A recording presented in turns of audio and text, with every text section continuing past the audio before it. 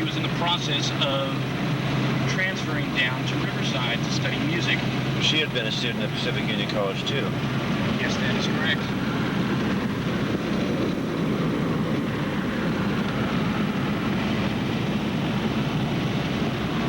So this is one of only 2 escape routes Zodiac could have taken from Lake Berryessa. Yes, that's right. Either north or south along Knoxville Road. There is no other way. There is no other way, that's right. And I had tested this a couple of times, and Zodiac had driven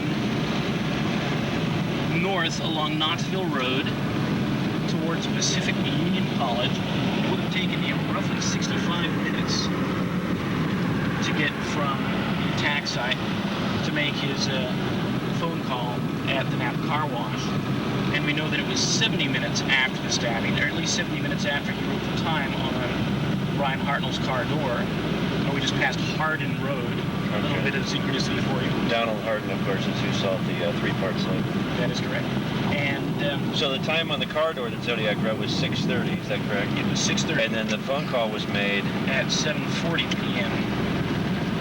And so the assumption is that Zodiac, as he was writing the previous 2 attack dates on Brian Hartnell's car door, and then the current one of September 27th, he must have looked at his watch, it's 6:30, and wrote the time. Right. And then took a leisurely 70 minutes to drive into Napa. If he'd gone south along Knoxville Road to Monticello Road, it would have taken 45 minutes. And that's the route we took to get to Lake Berryessa. Yes, that's right. So he would have taken that route back. He should have got to the phone booth by 7:15. Yes. And yet, he didn't do so. When was the call made? 7:40 p.m. Yeah, so he needed an hour and 10 minutes to get to the phone. Now, if he had gone the way that we're going now, then he certainly would have got back to Napa nearly, about an hour and 5 minutes later, right about the time that the phone call was made. So this is most likely the route he took. I would like to think so, yes. Of course, the other possibility is if he had gone back south along Monticello Road to Napa, then he would have had, an extra... He could have got something to 25 minutes? Yes. Had a beer. Exactly. Done some shopping. And gotten out of his bloody clothes. So he could have had plenty of time to do so. While since I've been in this direction, so let's hope we're going the right way. Yeah, let's just hope we stay on the road. As you can see, this is quite treacherous as well. Yeah. A lot of Bigfoot sightings in this area, too, I understand. About a lot of Bigfoot sightings, but there has been a couple actually out in this area, if I'm not mistaken. No, I don't think so. I was kidding. No, seriously, I do remember reading about 1 or 2. Yes. Well. At the BFRO website, I believe, of all places. But there's actually been, What do you mean of all places? That's probably the one place you would read about it. Well, possibly, but you also find a lot of obscure things in obscure books. Okay, 25 miles an hour around this curve there, Ed. We're going 45. No problem. But yes, there was apparently a Bigfoot sighting here in the 70s in Pope Valley. Wow. I don't remember much more about it. I'll have to go back and check the website. It was probably Arthur Lee Allen. It must have been one of the days he forgot to shave. Yeah. Beautiful area. Absolutely beautiful.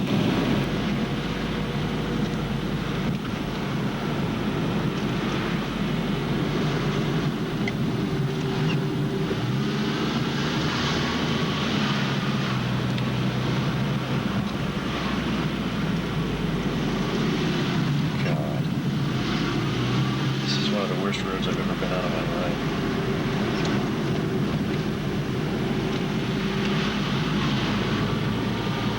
Yeah, if I was going to plan a crime, I would not, unless I was really familiar with this area, I would not choose Lake Berryessa because this escape route is treacherous. Yes, and to be honest, I'm not even sure we're going in the right direction. We may have made a wrong turn. No, we're leaving the lake, so we know that. That's so if Zodiac knew, I mean, come on, he must have known these roads. Yes. Because this is wild. Yeah, see, it's been a couple of years since I've taken the route up by Pacific Union College. So, I have inadvertently made a wrong turn somewhere. I've only been along it 2 or 3 times.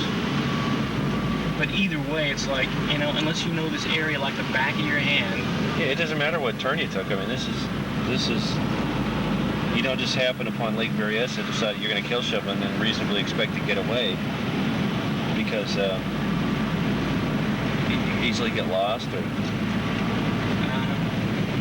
And he planned the crime because he had pre-cut lengths of cord or rope that he tied him up with, and he had cotton taped to the handle of his knife, which is first-degree murder right there because he had the cotton taped to the handle of his knife. So that means it was premeditated. It was premeditated murder. You don't tape cotton to the knife unless you are planning on stabbing someone multiple times. Well, not only that, there was obviously a lot of planning and work that went into making his infamous hood. So but I think he definitely would have known how to get away from the lake too. Oh yes. And these roads are not for novices. No, not at all. Either way, even if we're going the wrong way, it's a beautiful drive. Well, we're going the right way because we're going away from the lake. Yes. Not exactly towards the college, but that's okay. It doesn't matter. We're having a great time anyway. All right, we are standing right by the building where Zodiac, after his stabbing at Lake Berryessa, made his phone call to Napa PD on the evening of September 27th, 1969, approximately 7:40 p.m. So the phone booth itself was somewhere along this side of the building, which back in 1969 was known as the Sam Key, that's K-E-E, Laundry. And of course, for those of you who have been following the case, know there's apparently some sort of water connection. We have a laundry here. This parking lot used to be the Napa Car Wash. The car wash itself was along the back part of what is now this parking lot, right in front of those trees there. And of course, right through the trees is the let's see, Napa Creek. So we've got like water everywhere right in this one area.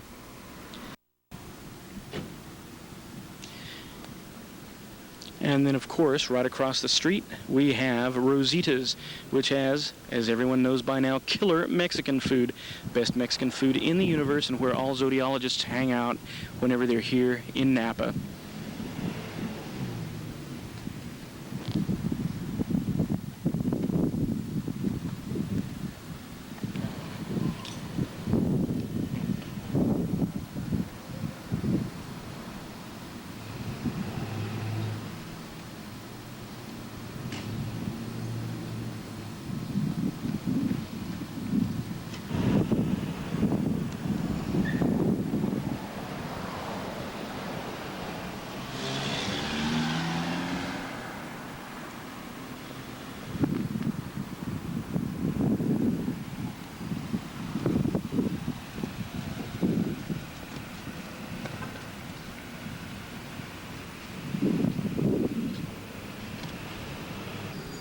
Where are we at?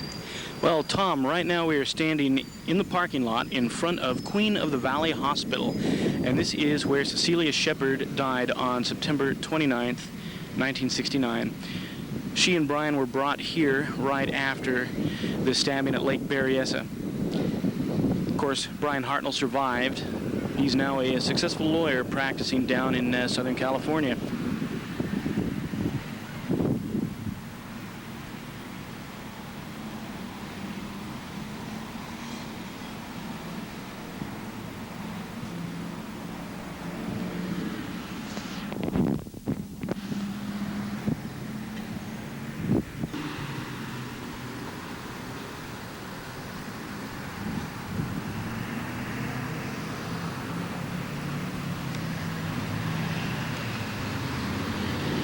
Okay, we are heading north on Silverado Trail between Napa and St. Helena.